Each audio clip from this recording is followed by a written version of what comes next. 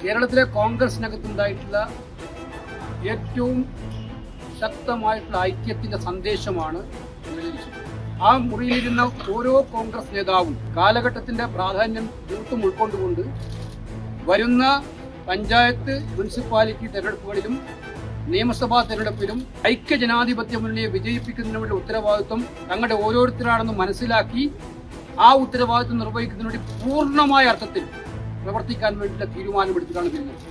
അവിടെ ജനവിരുദ്ധമായ ഒരു സർക്കാരുണ്ട്.